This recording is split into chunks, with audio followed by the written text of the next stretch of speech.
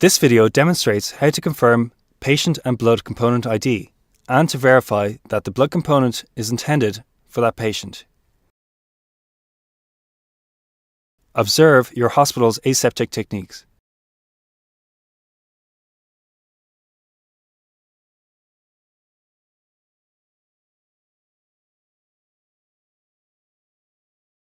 Compare the patient identification details on the blood component prescription to the same details on the patient's ID band. Where possible, ask the patient to state their name and date of birth, confirming that the details stated by the patient are identical to that on the patient's ID band. Select the transfusion option on the PDA and then select Begin Transfusion.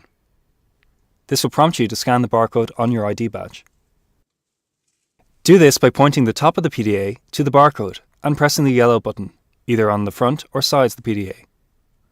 You will see a red scan light aimed at the barcode. Next, it will prompt you to scan the patient's ID band. Do this by scanning the 2D barcode on the patient's ID band. Verify that the name and date of birth stated by the patient is identical to that on screen.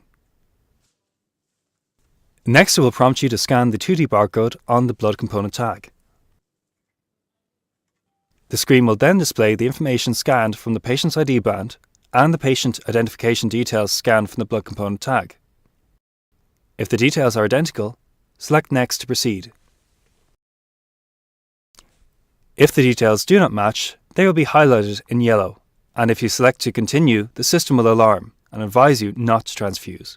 Ascertain what the discrepancy is and contact the blood transfusion lab if necessary.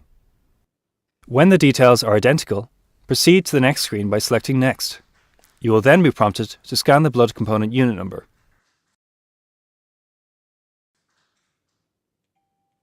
You will then be prompted to scan the product code.